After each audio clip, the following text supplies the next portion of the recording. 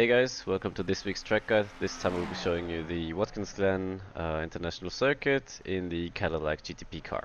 So when you're starting your lap, you're already on the left hand side, which is where you want to be for turn 1. And you'll be getting up to 6th gear, and you want to be looking out for the markers on the top left hand side, and but also on for a kink in the road, which will be on the left, but for once I will show you turn 1 at full speed.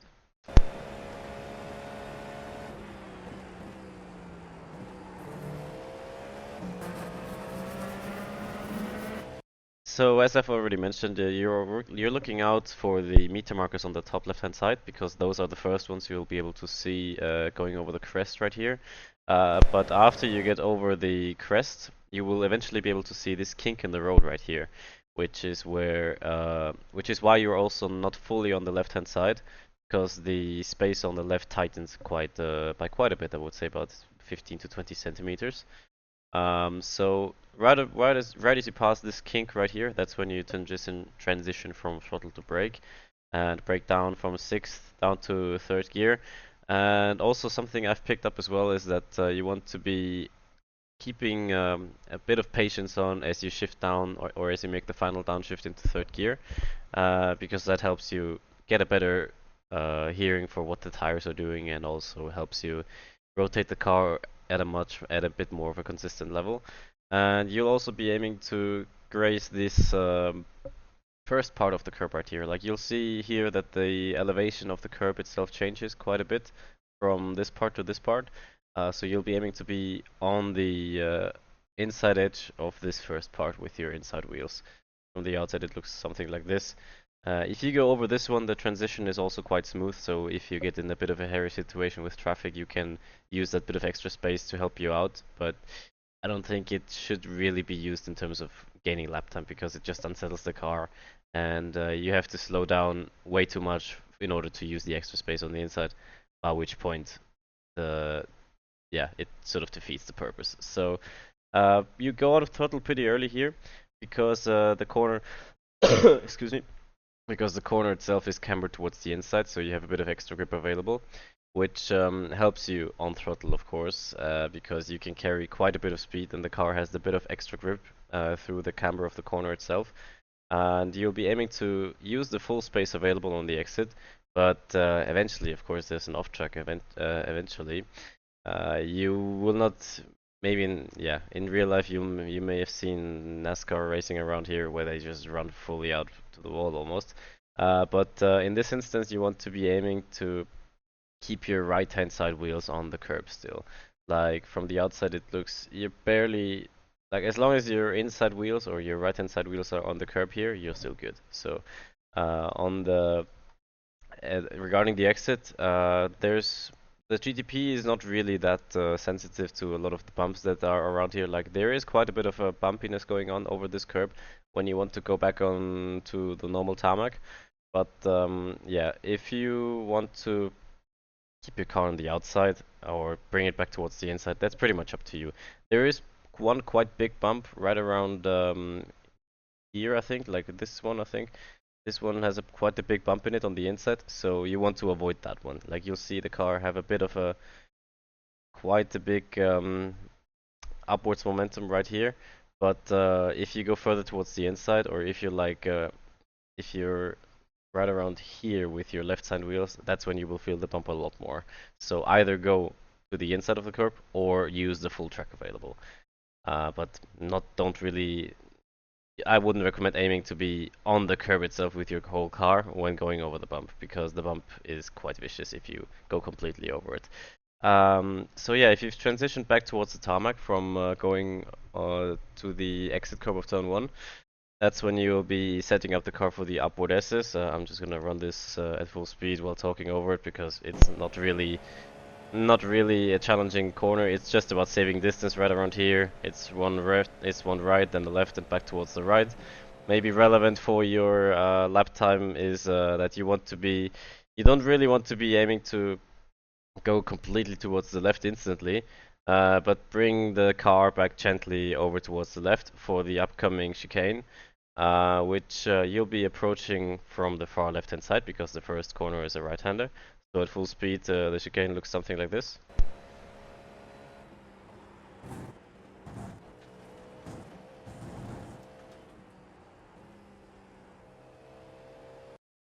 So as for the chicane itself, the braking point is it's a bit hard to spot initially, but it's more about judging the speed and looking at the apex itself. But the braking point itself would be right as you pass this orange marker at the end of the guardrail, and that's when you transition to quite a sharp brake input initially. But don't overdo it on the brakes because you're aiming to, or because you're pretty much turning in instantly right after braking, so you cannot have too much brakes on. And in terms of picking your line through here, you can do either of two approaches. But ever since they changed the curbs here to be quite aggressive, you used to be able to go right up towards the inside guardrail here. But ever since they changed the curb modeling, the curbs are pretty vicious as soon as you get close to the guardrail. So you want to be taking a line which doesn't unsettle the car by that much in order to keep contact with the road at pretty much throughout the whole section. Because the moment you pick the line too far towards the inside, that will launch the front end of your car, and you will not be able to turn the car momentarily, which just forces you basically to lift off more, take a bit less speed throughout the whole section, because you have to account for that brief moment of no control basically. So you want to pick a line which allows you the most control through here. Keep the brakes on slightly, going over the first part, and aim to be right more or less yeah, towards the inside edge of the curb itself. And as I said, if you go further towards the inside, of course it saves you distance and it gets you a bit of a better angle into the rest of the section, but also it lifts the car off the ground a bit more, and it just messes up your whole flow through the chicane itself.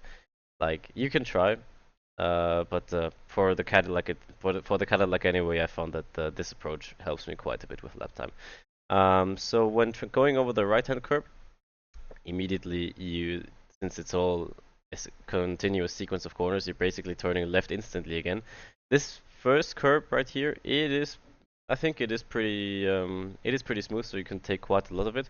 And if you've passed the second curb, it's all about straight lining through the second and third apex of this section. So in terms of going back on throttle, basically as soon as you've transitioned off the curb, or as soon as you're starting to go off the curb over this left one, and as soon as you feel the front hooked up in order to keep the throttle on throughout the rest of the section, that's when you can go full. That's when you can start going on throttle again. So basically, as you pass the second curb, keep the car at most like half a car width off the inside edge of the track, to give yourself some space in order to open up this left-right part here. But also, you don't want to be running out too wide because that just causes a lot of unnecessary extra distance. So this third curb right here, it's also pretty smooth, but it's a bit more aggressive than the second, and it's a bit more aggressive, a bit more aggressive than the second one. So you don't want to be aiming to take it completely. And as for this third one, you can go right up towards the edge of the grass more or less, but as soon as you're within within the edge of the grass, that's when the car starts to snap at you maybe. So you want to be keeping a bit of extra margin through here. So you'll also see me lift off the throttle slightly when transitioning over this third curb right here. And I'm gonna run this next right-hander from the inside or from the middle of the chicane at full speed for once.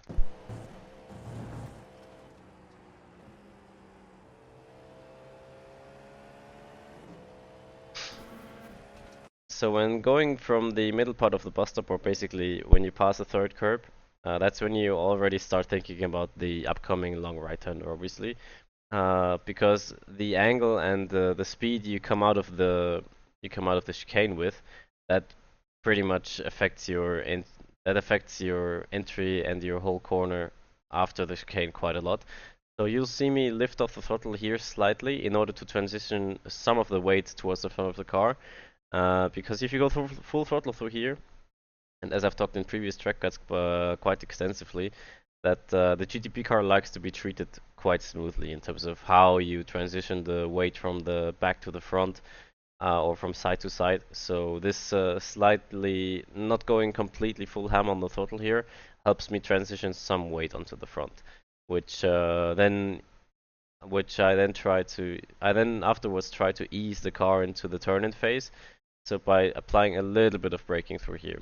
Basically, You want to keep some brakes on, bring the car towards the inside, and as soon as you feel the car being ready to grip up again, more or less when you pass this inside, more or less when you pass this orange marker in the guardrail right here, that's where basically the middle of the corner is, and that's when you can start going on throttle again.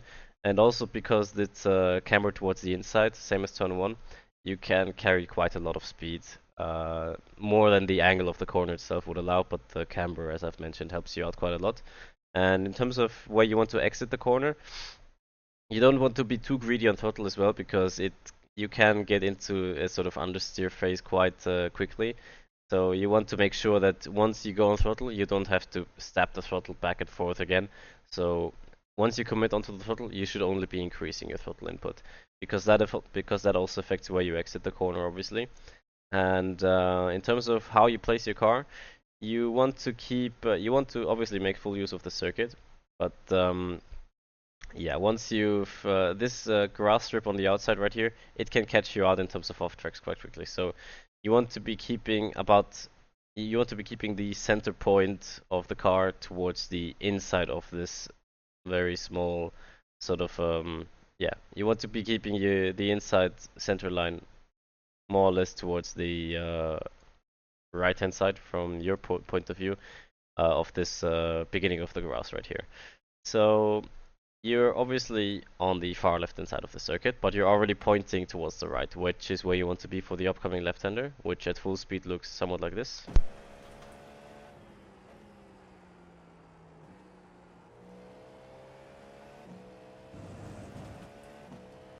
So as I've mentioned, you're already pointing towards the right-hand side, but you also want to be preparing the car for the turn in itself of the left-hander, which is why you want to be going back towards the right as soon as you can. And in terms of braking point, you want to be more or less about 10 to 15 meters from this marker right here, which I think is a drainage. Yeah, it's a drainage with a bit of tarmac around it. It's quite a useful reference because it's basically the only thing in sight which you can really use. Like there's no meter markers or anything. So you have to be a bit creative. This marker in the olden days used to be more or less your braking point itself, but with the updated GTP tire model, you have to brake quite a lot earlier because you have a lot less grip for this corner. So it's deceivingly the corner itself invites you to. It's yeah, it can be a bit tricky because it's downhill, and that obviously takes away some of your braking potential. So you have to be. It's better to be more conservative on the brakes here. So that's why you'll see me braking quite early here. Get the car towards the right-hand side while braking, and keep some braking input on, but reduce the braking input continuously as you start turning into the corner. Aim to be quite close to the inside curb, but not instantly. Aim to be at the inside edge of the curb, right where right where the curb changes angle right here. It's like this right here, you'll see the angle of the corner tighten up quite a lot if you look at the curb. So you'll be aiming to be on the inside edge of the curb, or maybe also sometimes on the curb when the angle of the curb changes on the inside here.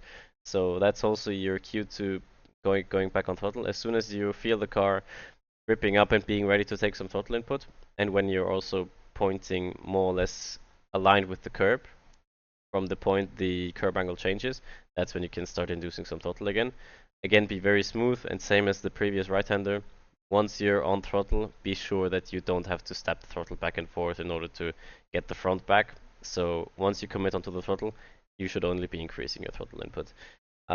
In terms of exit right here, this curb can be quite aggressive, but if you place your right-hand side edge on this on either the inside or the outside of this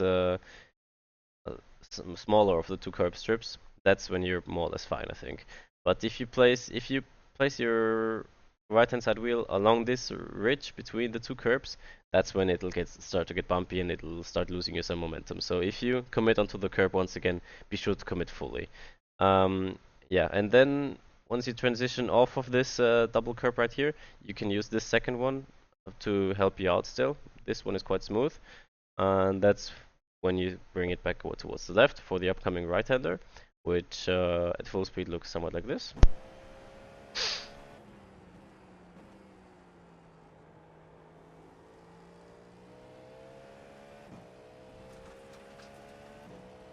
So as I've mentioned, you're exiting the previous corner towards the right hand side, but you have quite a decent amount of time to bring it back over towards the left. You want to get it aligned with, you want to get your car aligned with the left hand side edge of the circuit. And you'll be looking out for the unit depot markers on the left. I think it's yards or feet, whatever. But you'll be looking out basically to be, excuse me, on the brakes for this 200 unit marker on the left. Basically, go on the brakes as soon as you pass the 200 marker on the left. You'll be quite surprised as to how much or as to how late you can brake, because as opposed to the previous corner, the braking zone here goes uphill, so that's the opposite of the previous one. You can take quite a bit more speed because the camber of the corner, or the incline of the road surface itself, helps you slow down the car quite a bit, just by gravity, of course. So once you pass the 200 board, you start to brake, and once you start the 100 board, you can start bringing the car towards the inside of the corner.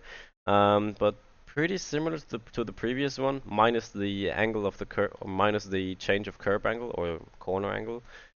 You should be aiming to be on the inside edge more or less.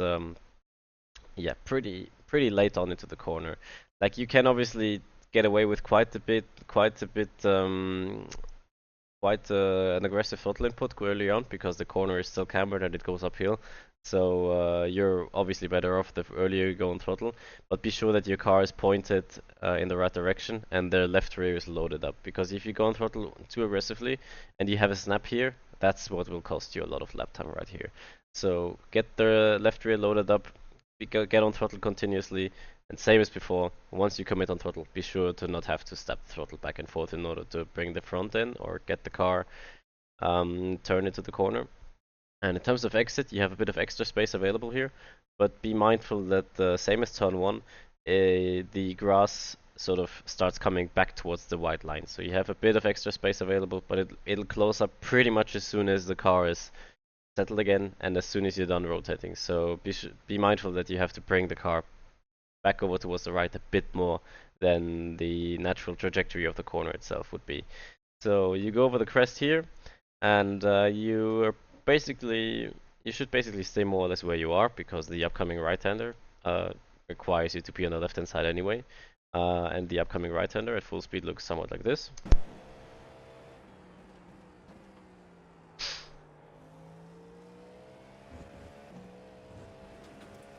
So once again, you'll be looking out for the markers on the left-hand side, and same as before, you're basically looking out to be on the brakes at the 200 marker, and it's pretty similar, minus the camber or the incline uphill, or the uphill incline, which is why the braking here is quite a bit trickier than previously, or in the previous corner. You'll once again be aiming to turn in at the 100 board, and you can get away with a little bit of curb usage on the inside, but yeah, since the curb points is cambered away from the corner itself, that's why yeah, the curb itself, it will more than likely just push your car wide. So can get you a bit of extra rotation maybe and a bit of extra space, but the safe way is to avoid the curb altogether, but get as close to it as possible, obviously, in order to get the optimal line through this corner. And in terms of exit, you can get away with running wide quite a bit, but don't overdo it, because it's quite enticing to go on throttle through this corner pretty early. But be mindful that you have to bring it back over towards the right eventually for the upcoming left-hander. So yeah, this same as the exit of that, I don't even remember, the corner after the bus stop or the chicane. You have a bit of grass coming up right here, so once again be mindful that you have to be on the tarmac with your middle, like with the middle of your car more or less. So if you're, let's say, like 10-15 centimeters more towards the left from the driver's point of view, that's when you get an off track. So be mindful that the middle of your car has to stay on the tarmac here when the grass starts. So yeah, as I've mentioned, the upcoming left-hander you want to bring the car back over towards the right, and at full speed looks somewhat like this.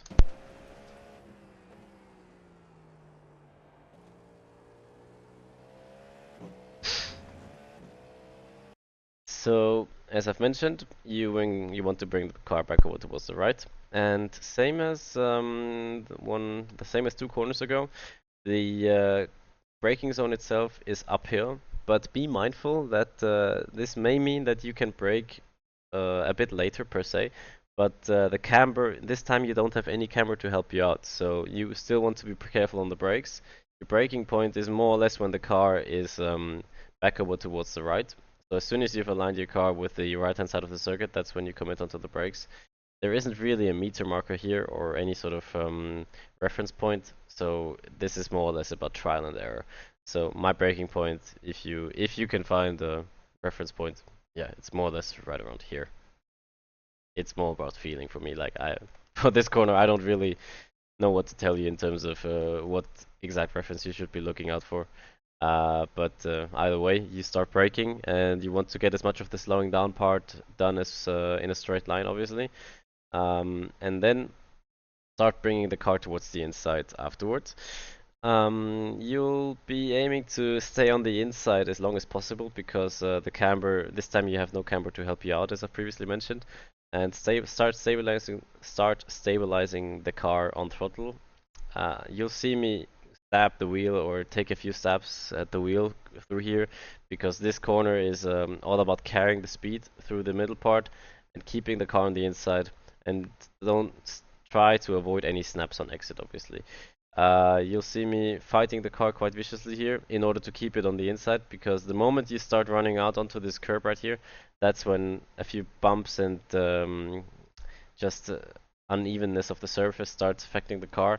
So you want to be aiming to bring your right hand side as close as you can towards the curb. About halfway on the curb is still fine, but the moment you start going onto the curb too aggressively, that's when the curb on the outside will start pulling you towards the grass and onto the bumpy part, which yeah will just ruin your whole momentum through the exit part. And as far as this upcoming left-right-hander is concerned, the upcoming left-hander used to be easily full throttle, but ever since the GTP tire update, it's a bit more of a handful.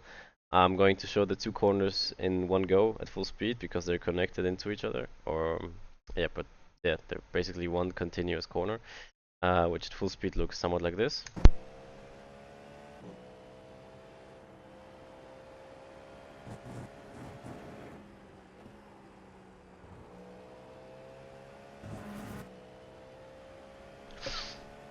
So as far as the first part goes, you want to be, you don't have to brake for the corner, obviously. Maybe on cold tires, be mindful that through here you can get quite a bit of understeer or a lot of oversteer, depending on which part of the corner you overdo. So through here, you want to be carrying the car quite carefully on cold tires, especially. And the further you go into the stint, like after 2 or 3 laps, you can basically start attacking through this section right here.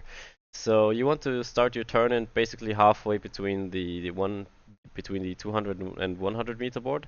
Get some weight transitioned over towards the front by lifting off the throttle ever so slightly.